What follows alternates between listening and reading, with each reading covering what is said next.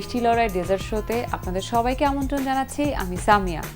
প্রিয় দর্শক, আপনারা জানেন যে প্রতি এপিসোডে আমরা একটি নতুন রেসিপি নিয়ে আপনাদের সামনে হাজির হই এবং আজও তার ধারাবাহিকতায় চলে এসেছি আরও একটি নতুন রেসিপি নিয়ে। শুরুতে আমি আমন্ত্রণ জানাচ্ছি রন্ধনশিল্পী সিতারা ফেরদৌসকে। আসসালামু আলাইকুম আপা। ওয়ালাইকুম আসসালাম। ভালো আছেন? হ্যাঁ, ভালো আছি। তুমি ভালো আছো? জি। আজ আপনি আমাদের কি দেখাচ্ছেন? আজকে আমি মিক্স ফ্রুট ফ্রস্টটা দেখাবো। কেন আমাদের রোজার সময় ইফতারিতে মানে টেবিলে কিন্তু অনেক কিছু থাকে, মানে ফল, তো সবসময় হয় কি সব রকমের ফল একসাথে খাওয়া হয় না।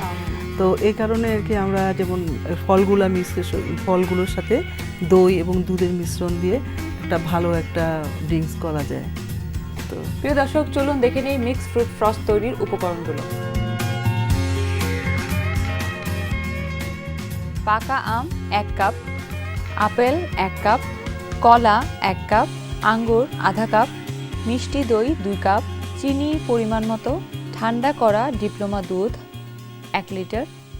সামিয়া, আমার ব্লেন্ডারটা লাগবে।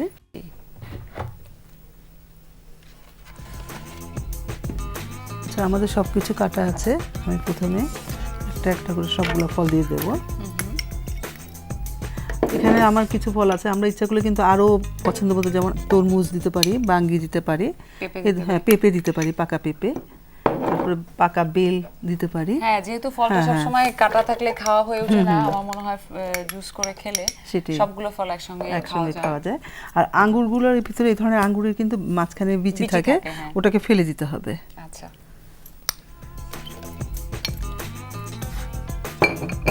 তারপরে দইটা বেশি পরিমাণে দিতে হবে। দই কিন্তু বেশ পেট ঠান্ডার জন্য খুব ভালো। রোজার সময় দই বেশ খাওয়াটা খুবই উপকারী। আর এটা হচ্ছে কি দুধ, মানে সবকিছু একসাথে, ফল, দই, দুধ সব একসাথে, এটা খুবই আসলে পুষ্টিকর জিনিস একটা। চিনিটা নিজের ইচ্ছা মতো, আর ঠান্ডা দুধ, আর এর সাথে যদি একটু বরফ দেওয়া যায় তার কথাই নেই।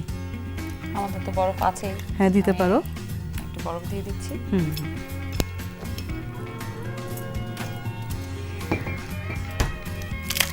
আপনাদের ঘরে যদি তরল দুধ না থাকে তো আপনার গুঁড়া দুধকে একটু পানি দিয়ে, ঠান্ডা পানি দিয়ে গুলিয়ে আপনারা দিতে পারেন। তৈরি হয়ে গেল, এবার ব্লেন্ড করব।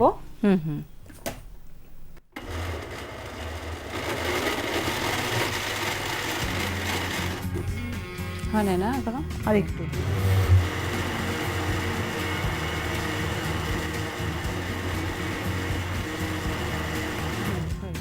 তৈরি হয়ে গেল আমাদের মিক্সড ফ্রুট ফ্রস্ট। এবার পরিবেশনের পালা। আমরা এই পরিবেশনের সময় ইচ্ছা করলে এখানে একটু আঙ্গুর কিংবা আম, তাহলে হয় কি দেখতে ভালো লাগে। আমি আরেকটা আঙ্গুর নিয়ে নিই এখান থেকে।